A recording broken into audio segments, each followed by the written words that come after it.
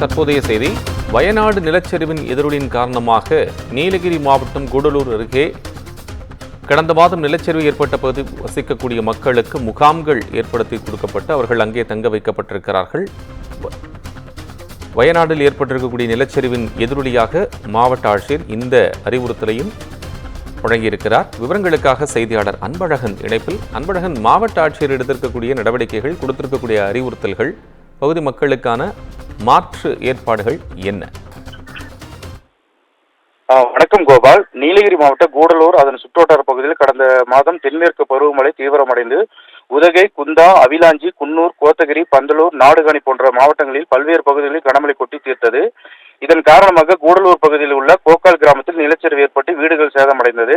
இந்த நிலையில் தொடர்ந்து மழையின் தாக்கம் அதிகரிக்கக்கூடும் என்பதால் நீலகிரி மாவட்டம் நிர்வாக சார்பாகவும் மற்றும் புவியியல் துறை சேர்ந்த வல்லுநர்கள் அறிவுறுத்தலின்படி கோக்கால் கிராமத்தில் வசிக்கக்கூடிய மக்களை தற்காலிக முகாமில் தங்குவதற்கு அறிவுறுத்தப்பட்டுள்ளது.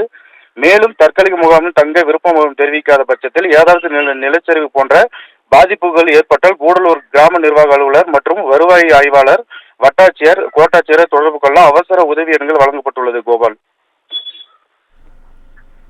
நன்றி அன்பழகன், உங்களுடைய விவரங்களுக்கு நன்றி.